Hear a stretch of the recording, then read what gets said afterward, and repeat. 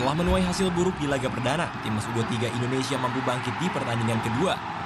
Menghadapi Kamboja yang sebelumnya sukses mengemas 3 angka kontra Filipina, pasukan Aji Santoso sukses meraih kemenangan telak 6-1.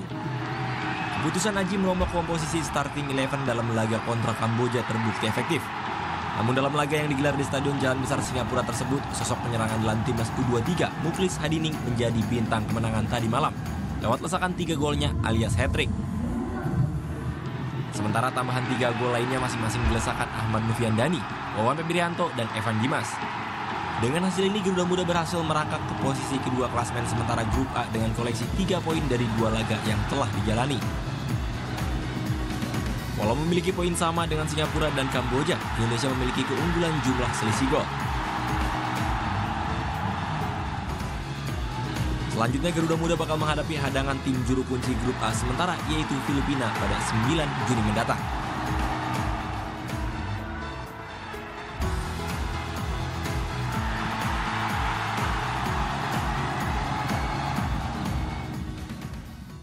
Ya, saya yakin tidak hanya saya, tapi juga Anda yang baru saja menyaksikan tadi ikut semangat, terbakar, menggelora luar biasa karena ternyata masih ada secercah harapan dari sepak bola Indonesia. Oke, memang sebelumnya kita sempat kalah dari Myanmar 4-2 kemarin, tapi setelah kemarin kita melawan Kamboja bisa 6-1. Ini kan sedikit banyak menambah lagi ada satu harapan di depan kita. Masih ada beberapa pertandingan berikutnya, tapi pagi hari ini kita akan lihat bagaimana sih nasib dari sepak bola Indonesia, terutama dari usia mudanya, dengan adanya mungkin permasalahan yang masih terjadi hingga saat ini. Dan pagi hari ini kami sudah menghadirkan seorang pengamat sepak bola yang sering dikenal dengan nama Bung Toel, Bung Tommy Welly. Selamat pagi, Bung. Pagi. Kata Mas Adrian, dalam dunia sepak bola sering dipanggil dengan sapaan Bung gitu ya. Ya, mari Bung, kita rebut kembali prestasi sepak bola Indonesia. Dan juga kami akan berusaha untuk menghubungi Pak Gatot Dewa Broto selaku juru bicara Kemenpora. Selamat pagi, Pak Gatot.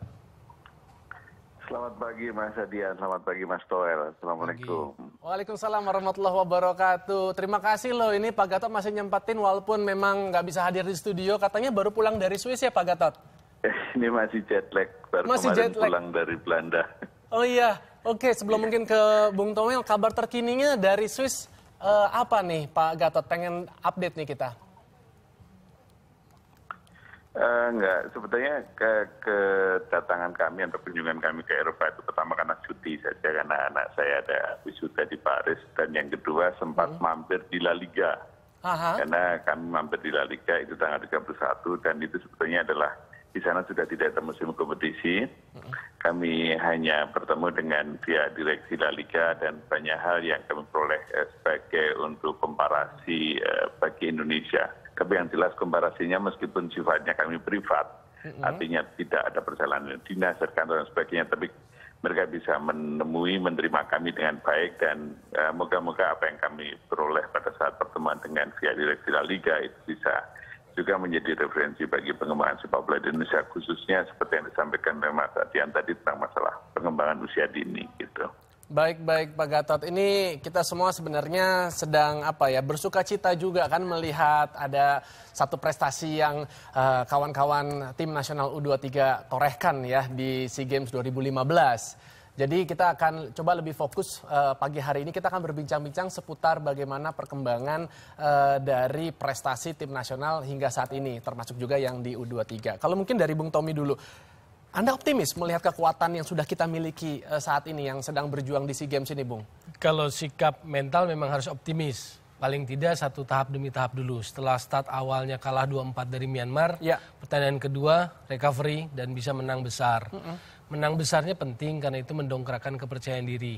Tapi bagaimanapun ada 2 pertandingan di depan, Filipina dan Singapura, yang harus dimenangkan untuk lolos semifinal dulu. Jadi target pertama fase pemikirannya adalah ambil tiket semifinal dulu. Oke, nah kalau saran dari Bung Toel, apa nih yang bisa kita lakukan gitu untuk bisa membangkitkan mental dari para pemain ini? Ya, artinya banyak cara ya untuk membangkitkan mental ya. Walaupun memang misalnya kondisi background situasi sepak bola tidak mendukung. Tetapi sebagai sebuah timnas mereka selalu punya kebanggaan, itu pasti. Tinggal bagaimana terus meyakinkan mereka untuk tetap punya kebanggaan, fokus pada kemampuan sendiri. Persoalannya begini, secara teknis sebetulnya agak kurang menguntungkan bagi timnas kita saat berjalan ke SEA Games karena tidak dalam kondisi kompetisi. Tidak dalam mental kompetitif yang terbangun lewat kompetisi. Karena 5 bulan terakhir atau kompetisi yang seharusnya mereka jalani Februari tidak ada. Tapi walaupun mereka dalam konteks tetap pelatnas. Tetapi pelatnas dan kompetisi harusnya sesuatu yang saling komplement.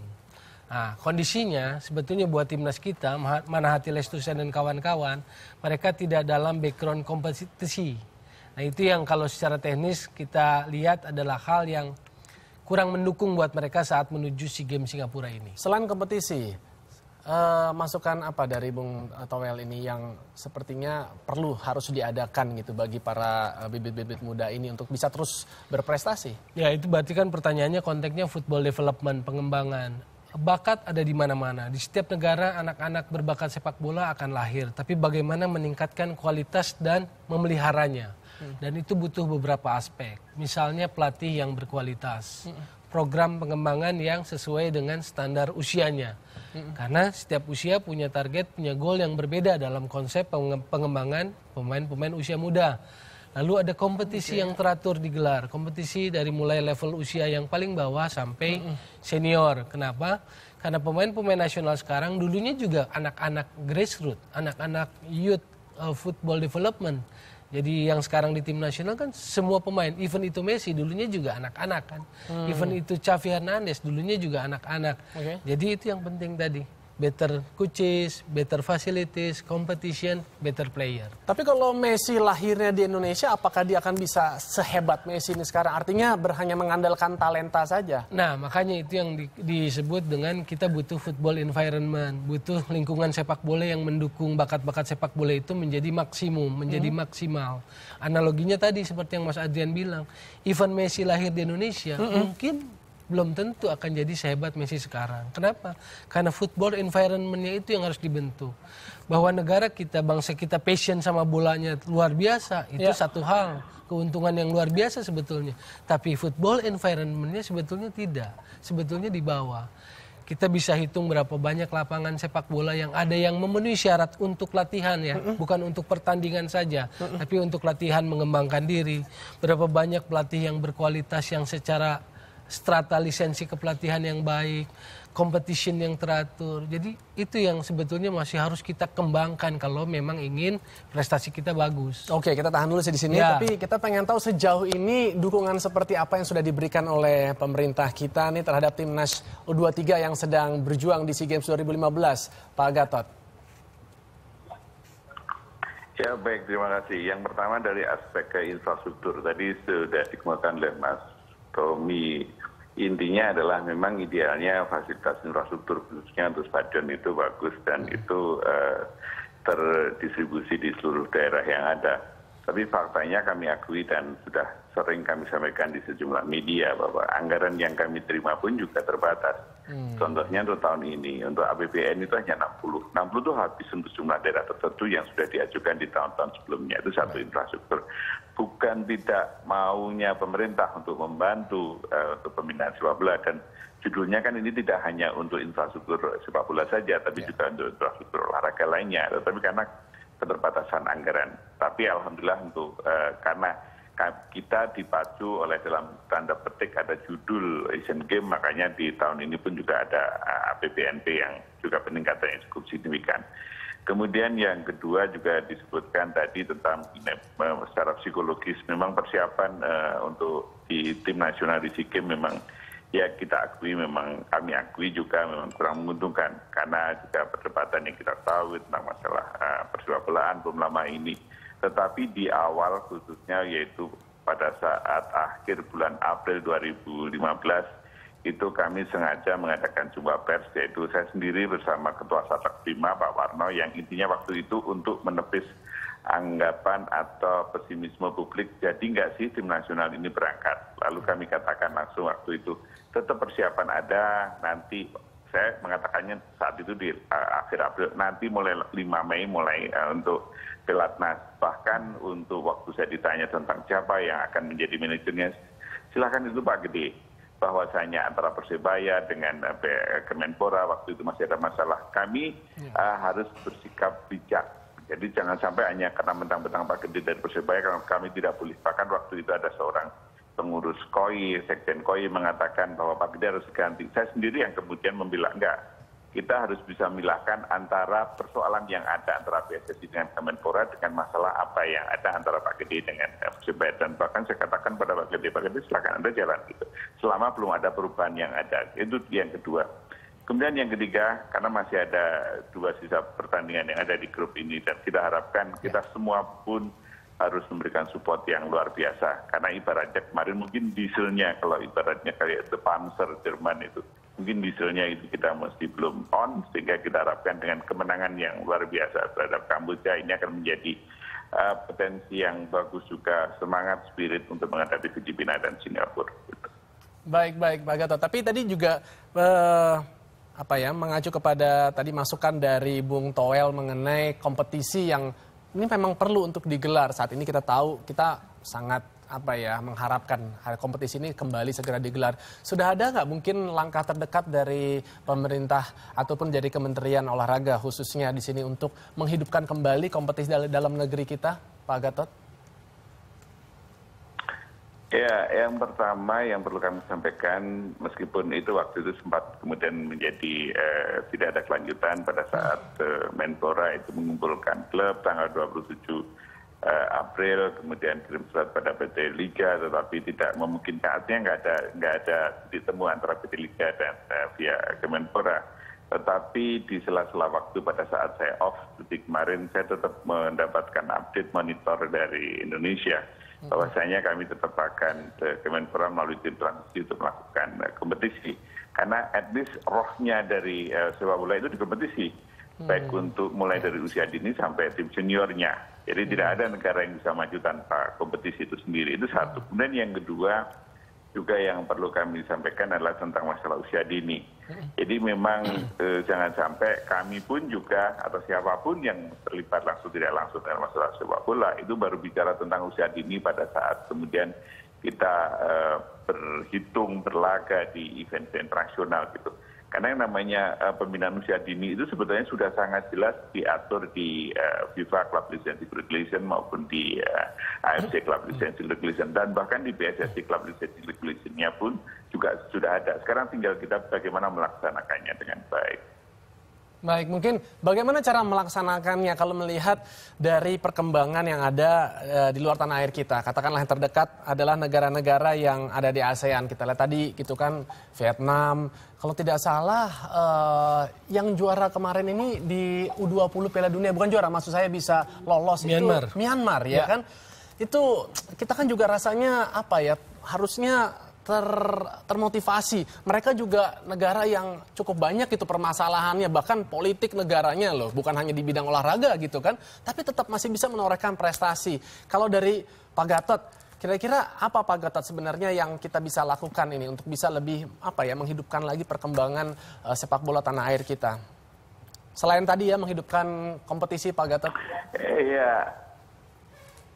Ya, halo. Tadi memang betul apa yang sekarang dilakukan oleh Kemenpora untuk judulnya adalah melakukan pembinaan. Pembinaan artinya bagaimana di tengah-tengah misalnya berbagai, saya tidak bicara tentang masalah ya, karena apa yang kami hadapi antara misalnya kayak di Vietnam atau di Myanmar itu sebetulnya Indonesia beruntung. Artinya dari aspek politik, stabilitas politik dan berbagai multidimensional yang ada kita lebih baik. Tetapi yang jadi persoalan adalah kok selama ini prestasi kita hanya segitu-segitu saja.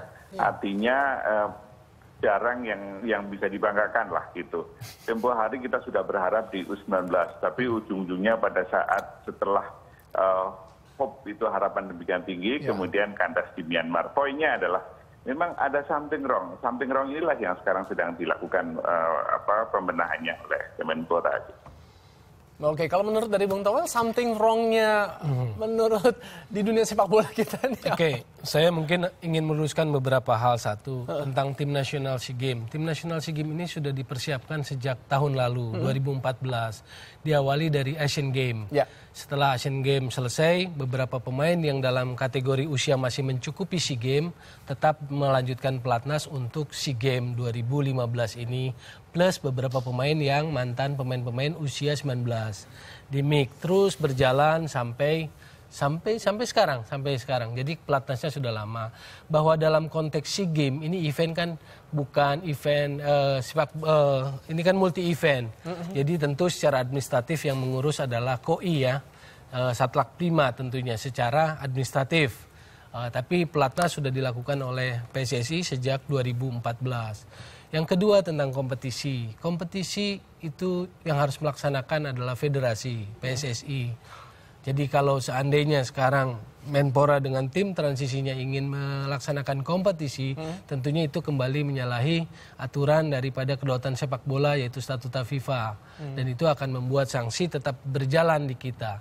Nah, persoalan pembinaan, kita percaya bahwa apa yang disebutkan tadi semuanya firm, benar. Kita harus fokus pada pembinaan, menambah infrastruktur, kompetisi yang teratur dari segala jenjang.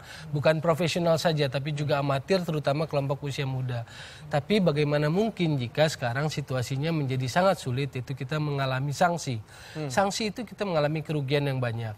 Timnas kita nggak bisa main di level internasional, Mas Adrian. Timnas kita bukan cuma senior yang nggak bisa main di kualifikasi Piala Dunia 2018 bulan Juni dan September ini, juga kualifikasi Piala Asia 2019. Yang anak-anak muda yang juga sudah pelatnas sejak tahun lalu di bawah asuhan pelatih Fahri Husaini, usia 16 dan 19 yang harusnya tampil di bulan Juli, Agustus dan Agustus September, itu juga batal main karena sanksi. Kedua juga anak-anak gadis kita atau remaja-remaja gadis kita usia 14 putri juga batal main di Hanoi AFC bulan Juni. Artinya banyak kerugiannya, kita nggak bisa main. Tapi kita bisa bikin kompetisi lokal, ya, Mas. kompetisi lokal betul, kita harus tetap lakukan. Dan itu tetap harus di bawah federasi PSSI. Nah persoalannya bagaimana kita mengukur benchmark bahwa kita sudah berprestasi kalau kita cuma main lokal, karena kita terisolir dari pergaulan. Kalau misalnya kompetisi lokal, misalnya tidak di bawah naungan PSSI, misalnya sekarang Kemenpora misalnya mengangkat PT Liga gitu ya untuk mengorganize ini gitu. Hanya untuk tingkat lokal dan disupport oleh misalnya klub-klub lain juga. Oke, pemahamannya begini. Kompetisi harus diselenggarakan oleh federasi, itu statuta FIFA, itu aturannya, itu prinsip sepak bolanya. Dalam konteks kompetisi profesional, PSSI melahirkan yang namanya PT Liga. Jadi diperbolehkan, berbadan hukum PT Liga, itu anaknya PSSI, anaknya federasi. Nah kalau sekarang ada keinginan dari Kemenpora mau pakai PT Liga yang anak PSSI tapi PSSI-nya dibekukan lewat SK 01307 SK pembekuan, ini kan logikanya agak aneh. Orang tuanya dimatikan, dibekukan, anaknya mau dipakai yang namanya PT Liga gitu. Oke, baik. Pak Gatot mungkin ingin menanggapi pernyataan Bung Toel barusan? Ya, sebetulnya yang sekali lagi mungkin ini perlu berulang kali saya luruskan, yang dibekukan itu bukan PSSI-nya. PSSI sebagai badan hukum itu sudah ada daftarnya, legitimasinya di Kumham.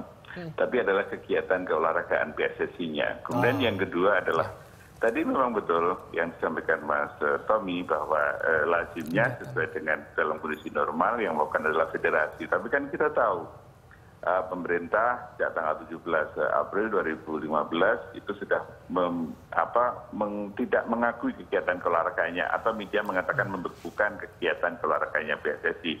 Oke lah, kemudian diperkuat lagi pada saat FIFA melalui Expo-nya tanggal 30 Mei kemudian memutuskan tentang masalah sanksi kepada Indonesia, pada federasinya, membernya gitu. Poinnya adalah tetapi the show must go on. Kompetisi kan tetap harus jalan gitu. Bahwasanya kemudian sekarang kita harus berdebat ini harus di bawah federasi atau tidak. Karena de facto ataupun di jure ini adalah sekarang sedang ada masalah. Jadi jangan sampai karena kemudian dalam kondisi seperti ini kita akan bicara, kita akan dirugikan karena tidak bisa ikut event ini dan itu. Memang itu betul. Tapi itu kan cost yang harus dibayar, harus menjadi resikonya. Makanya dalam poin ini, suka atau tidak suka, memang ini pro kontra, yang harus lakukan adalah bagaimana pembenahan yang tadi saya katakan something wrong itu. Karena kalau enggak di event apapun, kita akan tetap mungkin kalau menunjuk pada rate atau angka, mungkin kalau rapot itu mungkin masih terus di bawah angka 5 dan seterusnya gitu. Oke, mungkin terakhir sedikit untuk bisa menetralisir ini semua, Bung Tommy. Sanksi itu kerugiannya besar. Betul kita harus berkompetisi di luar, tapi orientasinya di dalam negeri. Tapi orientasinya kemana? Karena kita kan nggak boleh sporting contact dengan dunia internasional, kita dilarang. Kecuali SEA Games ini ya. Kecuali SEA Games ini. Ini kekecualian. Karena upaya terakhir itu di Kongres FIFA kemarin. Jadi apa orientasinya? Sekarang kita bicara tadi, kita harus kembangin, setuju Mas Adrian, publik juga setuju, usia dini. Dengan kita disanksi, hak-hak keanggotaan kita dicabut juga. Salah satunya program pengembangan. Tidak ada lagi kursus kepelatihan. FIFA Goal Project, kalau negara ASEAN sudah bisa 4 kali, 5 kali terima, kita baru 1 kali. Jadi pasti terhambat jalannya. Sementara negara lain juga berkembang, berjalan terus, bukan diam, bukan tidur. Jadi ini ada logika yang harus diluruskan. Nah, terkait prestasi, kita harus lihat bahwa prestasi itu ada state-nya. Regional, ada Asia, ada internasional. Jadi harus proporsional menilai di mana posisi sepak bola kita, lalu di mana prestasi yang harus kita lihat.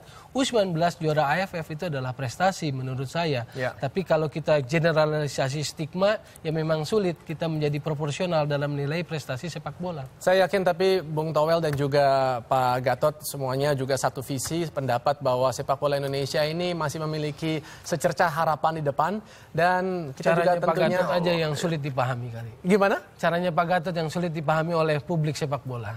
Oleh keluarga sepak bola. Keluarga sepak bola. Enggak, saya pikir kita semua bisa sama-sama nanti duduk bersama untuk juga mencari solusi, bukannya mencari siapa yang benar siapa yang salah, tapi ini kan bagaimana caranya kita nih sama-sama, karena banyak orang loh ini yang akhirnya dikorbankan dengan permasalahan seperti ini, pelatih, wasit gitu, banyak yang menganggur, banyak yang sudah beralih profesi, tidak lagi berprestasi, termasuk juga mungkin tadi saya ingin mengutip ada 2 hal yang luar biasa juga Pak Gatot yang tadi disampaikan oleh Bung Towel di sini, tidak hanya bakat yang dimiliki gitu, tapi juga bagaimana kita membangun environment lingkungan kita ini untuk lebih lebih mendukung. Memang sepak bola banget gitu. Sebagai contoh, bahwa anak saya ini sekolah pulang 5:30, dia nggak ada lagi kegiatan olahraga di luar karena sudah kegiatan akademis saja. Mungkin Pak Gatot bisa juga membantu menghimbau kepada Kementerian Pendidikan gitu kan, untuk juga bisa berbagi supaya anak-anak Indonesia memiliki talenta ataupun skill dalam dunia sepak bola bisa lebih diasah lagi, bisa berbagi, punya energi ya.